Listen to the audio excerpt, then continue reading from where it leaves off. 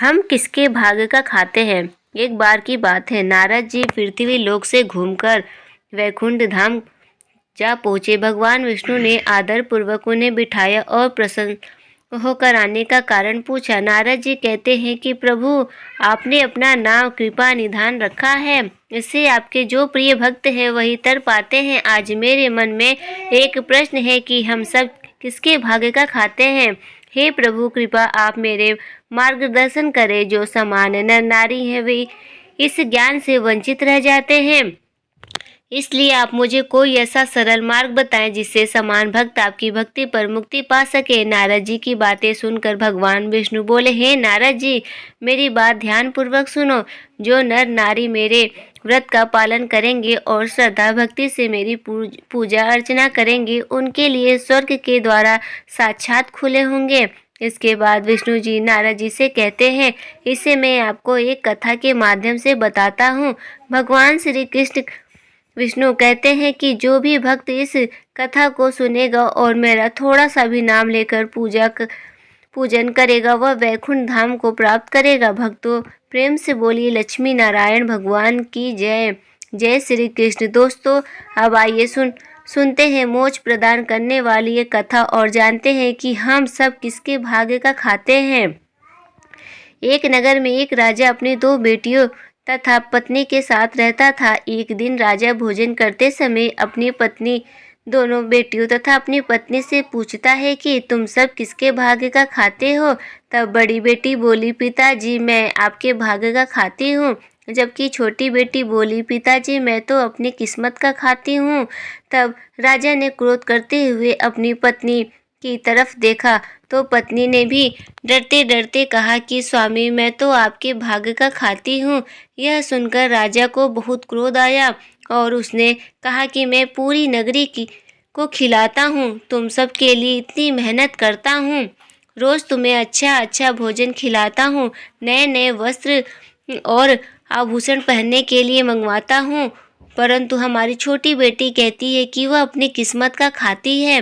तब गुस्से में आकर राजा ने अपने मंत्री को आदेश दिया कि जाओ, दो लड़के ढूंढ कर लाओ। मेरी बड़ी बेटी के लिए राज दरबार के राजा का पुत्र ढूंढो और छोटी बेटी के लिए गरीब लड़का ढूंढो। जिस समय राजा यह बात बोल रहा था, वहां दरबार में सभी मंत्री, पहरेदार, चौकीदार सब मौजूद थे। तब सभी मंत्रियों को राजा की बात पर बड़ी हैरानी हुई, लेकिन किसी में इतनी हिम्मत नहीं थी कि वह पलटकर राजा से पूछे कि महाराज, आप अपनी दोनों बेटियों के साथ भेदभाव क्यों कर रहे हैं। किसी ने कुछ नहीं पूछा। कुछ दिनों बाद राजा ने अपनी बड़ी बेटी का विवाह एक राजा के पुत्र से कर दिया और छोटी बेटी का विवाह एक गरीब भिखारी के लड़के से कर दिया। दोनों बेटियां जब ससुराल जाने लगी तो राजा ने बड़ी बेटी को बहुत सारा दान दहेज, बहुत सारे आभूषण, स्वर्ण, चांदी, हीरे मोती आदि दिए और बहुत सारे रेशमी सुंदर वस्त्र दिए, जबकि छोटी बेटी को बोरी के टाट के कपड़े सिलवाकर उसे पहनाकर भेजी और कुछ नहीं दिया। बड़ी बेटी अपने पिता को प्रणाम करके घर से निकल गई। छोटी बेटी कुछ नहीं बोली। जब छोटी बेटी अपने ससुराल में पहुंची तो उसने देखा कि वहां कोई उसकी आवभगत करने वाला नहीं था। एक झोपड़ी थी और एक बड़ा सा मैदान और वहां 5 चूल्हे बने हुए थे। रात्रि को छोटी बेटी चुपचाप सो गई। सुबह जब वह सोकर उठी तो उसने अपने जेठ जी से पूछा कि यह 5 चूल्हे यहाँ क्यों हैं। तब बड़े जेठ ने कहा कि वह हम 5 भाइयों के 5 चूल्हे हैं। राजा की छोटी बेटी ने कहा, ठीक है, लेकिन आप सब झोली लेकर कहाँ जा रहे हैं। जेठ थोड़ा समझदार था। उसने कहा कि बहू, हम सब तो भिखारी हैं, इसलिए हम सब तो भीख मांगने जा रहे हैं। जेठ ने कहा, बहू, तुम तो बहुत पैसे वाले राजा की बेटी हो। तुम्हारी मंत्री ने एक रात्रि को जबरदस्ती मेरे 5वें छोटे भाई को पकड़कर तुम्हारे साथ विवाह करवा दिया। तब बहू बोली कि जेठ जी, आपकी कोई गलती नहीं है, सबको अपनी किस्मत का मिलता है। मेरी किस्मत में जो था वह मुझे मिल गया। इसके बाद 5 भाई भीख मांगने के लिए चले गए। पीछे से बहू ने पूरे घर की साफ सफाई करी, पूरे घर को गोबर से लीपकर आंगन को लीपी। इसके बाद बड़े जेठ के चूल्हे को छोड़कर सभी के चूल्हे वहां से हटा दिए। शाम को जब पांचों भाई आए और घर को साफ सुथरा देखा तथा चार चूल्हे हटे हुए देखे तो चार छोटे भाइयों को बहुत क्रोध आया। उन्होंने कहा, हमारे चूल्हे कहाँ गए? तब नई बहू बोली कि आज से हम एक ही चूल्हे पर भोजन बनाएंगे। मैं खाना बनाऊंगी और आप सब खाएंगे। यह सुनकर सबको बहुत अच्छा लगा। तब बहू ने कहा कि पहले आप सब नदी पर जाकर नहा धो ले, उसके बाद आते समय ठाकुर जी के मंदिर में दर्शन करके आना।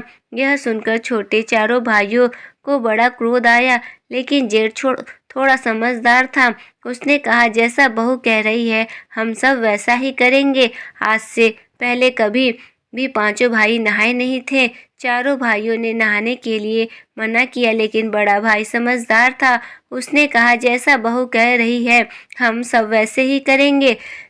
सभी तालाब पर नहाने के लिए चले गए और आते समय ठाकुर जी के मंदिर में पूजा पाठ करने गए, लेकिन कभी उन्होंने कुछ नहीं करी थी, इसलिए वह चुपचाप भगवान के आगे हाथ जोड़कर बैठे और घर वापस आ गए।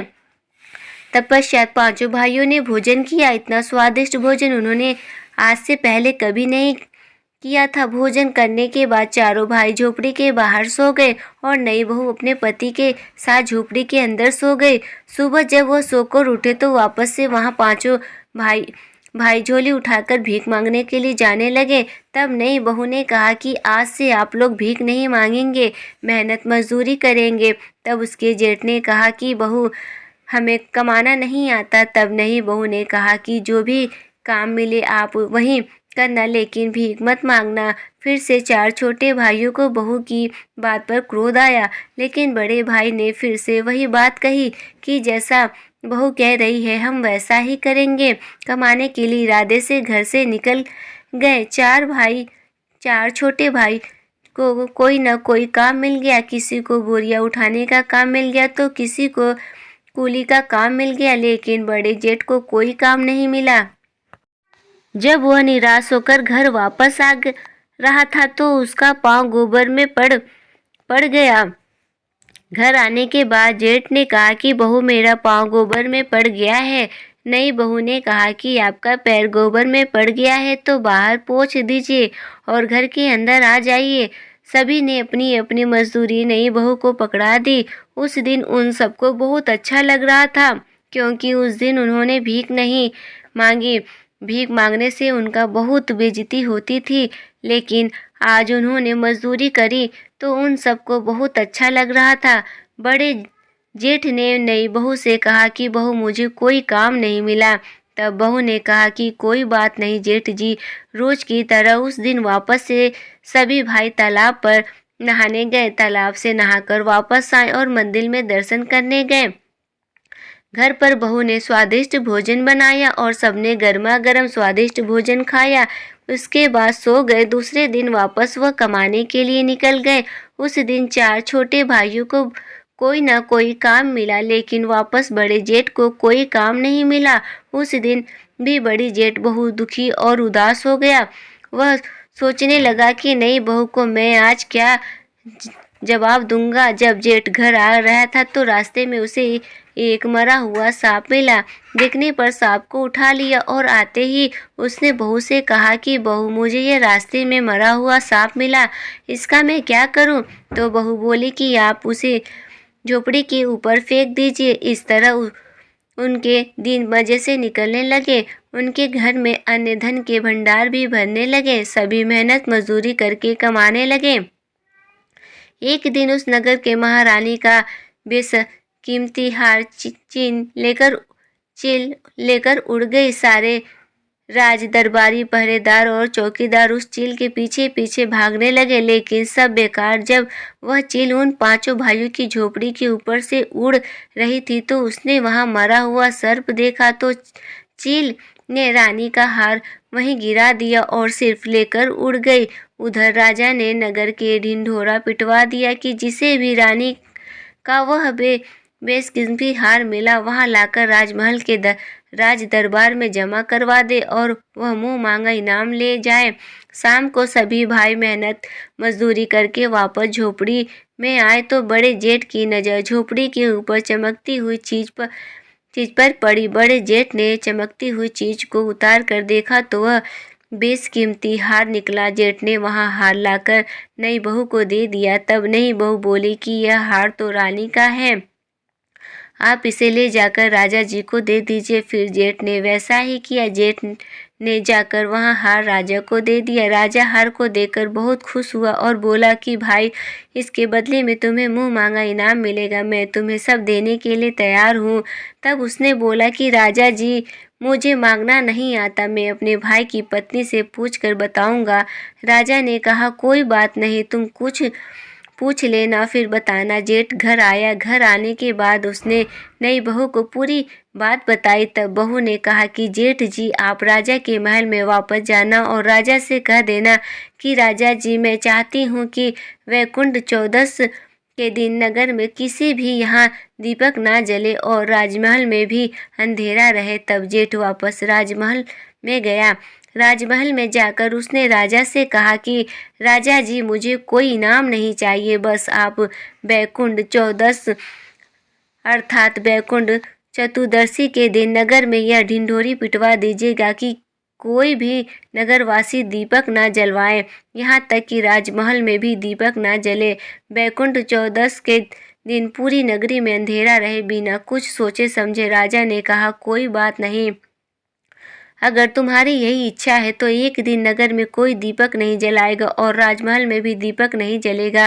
राजा ने पूरी नगरी में यह ढिंढोरा पिटवा दिया कि पूरी नगरी में वैकुंठ चौदस के दिन कोई भी दीपक ना जलवाए। दूसरे दिन वैकुंठ चौदस की रात्रि को किसी ने भी दीपक नहीं जलाया, यहाँ तक कि राजमहल में भी दीपक नहीं जला। लेकिन पांचों भाइयों की झोपड़ी में नई बहू ने चारों तरफ दीपक जलाए, कहीं पर भी अंधेरा नहीं छोड़ा। माता लक्ष्मी के पग बनाए और एक थाल तैयार करके वहां बैठ गई।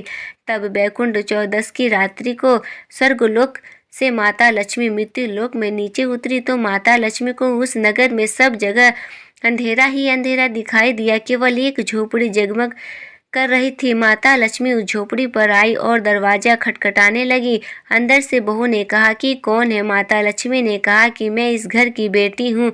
बहू ने अंदर से कहा हमारे घर में आपके लिए कोई जगह नहीं है, क्योंकि हमारे पास खुद के खाने की कमी है, हम आपको कहाँ से खिलाएंगे। थोड़ी देर बाद माता लक्ष्मी ने फिर से दरवाजा खटखटाया। बहू ने अंदर से पूछा आप कौन हैं? माता लक्ष्मी ने कहा मैं इस घर की बहू। तब भी नहीं, बहू ने दरवाजा नहीं खोला। तीसरी बार माता लक्ष्मी ने फिर से दरवाजा खटखटाया। तब नहीं, बहू ने कहा कि आप कौन हैं? माता लक्ष्मी ने कहा कि मैं इस घर की बहू और 7 पीढ़ी तक इसी घर में रहूंगी। ऐसा सुनते ही नई बहू ने दरवाजा खोल दिया। जैसे ही माता लक्ष्मी ने झोपड़ी के अंदर पाँव रखा तो उनका घर सुंदर महल में बदल गया।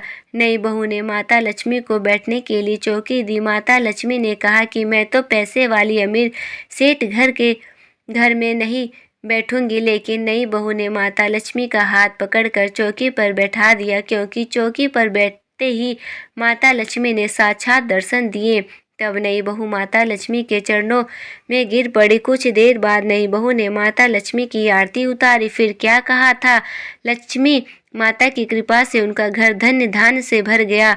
सुबह जब पांचों भाई सोकर उठे तो उनका घर महल में बदल चुका था।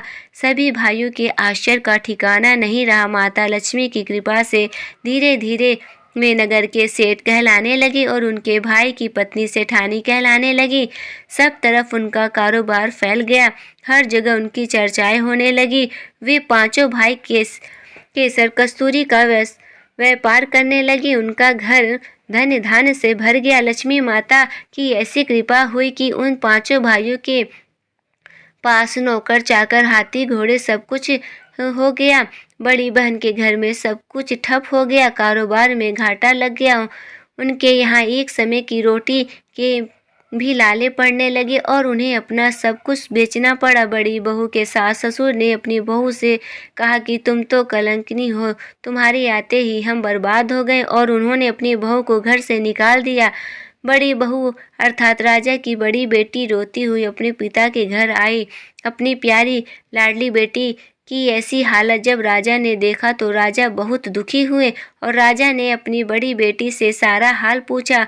बड़ी बेटी ने रोते रोते अपना सारा हाल अपने पिता को कह सुनाया। तब राजा ने मन ही मन सोचा कि मैं अपनी बड़ी बेटी के लिए इतना देखभाल करके घर वर ढूंढा, इसकी ऐसी हालत तो छोटी बेटी क्या हालत होगी, पता नहीं वह जिंदा भी होगी या नहीं।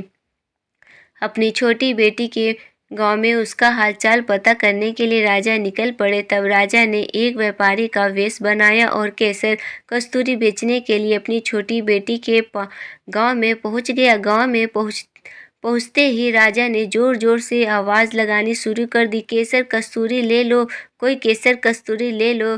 करते करते सुबह से दोपहर हो गई। तभी जिस गली में राजा ने आवाज़ लगाई उसी गली में उसकी छोटी बेटी का हवेली नुमा मकान था। बेटी ने अपने पिता की आवाज़ पहचान ली। उसने ऊपर झरोखे में से झांक कर देखा तो राजा को देखकर पहचान गई कि यह तो सच में मेरे पिता हैं। तब उसने अपने नौकरों से कहा कि बाहर जो आदमी केसर कस्तूरी बेच रहा है उनकी केसर कस्तूरी को मूंग मांगे दाम में खरीद दो और उन्हें आदर से बुलाकर अंदर लेकर आओ। तब उनके लिए भोजन पानी की व्यवस्था करो। उन सब ने वैसे ही किया। बहुत अच्छी कीमत पर केसर कस्तूरी खरीद ली और उन्हें भोजन के लिए आसन लगाकर बैठाया। नए नए पकवान उनके खाने के लिए परोसे गए। बीच बीच में छोटी बेटी नए नए कपड़े पहनकर, अच्छे अच्छे आभूषण पहनकर और लंबा घूंघट निकालकर उनको परोसने लगी। राजा ने मन में सोचा कि उनके यहाँ बहुत सारी नौकरानियां हैं। उसके पिता हंसते हुए बोले कि बेटी क्या तुम यहाँ नौकरानी का काम करती हो? तब बेटी बोली, नहीं पिताजी, यह मेरा घर है, मैं तो यहाँ की सेठानी। राजा ने कहा, अच्छा तू सेठानी है, लेकिन तूने तो वही फटे पुराने कपड़े पहन रखे हैं, वही बोरी के टाट वाले कपड़े पहन रखे हैं जिसे देखकर मैंने तुझे विदा किया था। तब बेटी बोली, नहीं पिताजी, बार बार जो अलग अलग नए कपड़े पहनकर आपको खाना परोसने आ रही थी वह मैं ही रही थी, और अब मैं जो आपके पास बोरी के टाट वाले कपड़े पहनकर आई हूँ यह भी मैं ही हूँ। छोटी बेटी ने कहा, पिताजी, मैं आज आपको बताना चाहती हूँ कि सब अपने अपने भाग का ही खाते हैं। यह मेरी किस्मत है जो आज मैं इस नगर की सेठानी हूँ, और यहाँ आपकी किस्मत है कि आज आप केसर कस्तूरी बेच रहे हैं। इसलिए पिताजी, आज के बाद कोई किसी को यह ना कहे कि वह एक दूसरे की किस्मत का खाते हैं। यह सुनते ही उसके पिता का सिर नीचे हो गया और उसने कहा कि बेटी तुम जीती, मैं हारा। उसके पिता ने हार स्वीकार कर ली। बेटी ने कहा कि पिताजी, आप हमसे हमेशा बड़े थे और हमेशा ही बड़े रहेंगे। मैं तो सिर्फ आपको इतना बताना चाहती हूँ कि सभी मनुष्य अपनी किस्मत का ही खाते हैं, कोई किसी की किस्मत का नहीं खाता। आशा करती हूँ कि यह कहानी आपको ज़रूर पसंद आई होगी। जय श्री कृष्ण। दोस्तों, आपको यह जानकारी और कथा कैसी लगी कृपया कमेंट करके ज़रूर बताएं और कमेंट बॉक्स में जय श्री कृष्ण लिखना ना भूलें।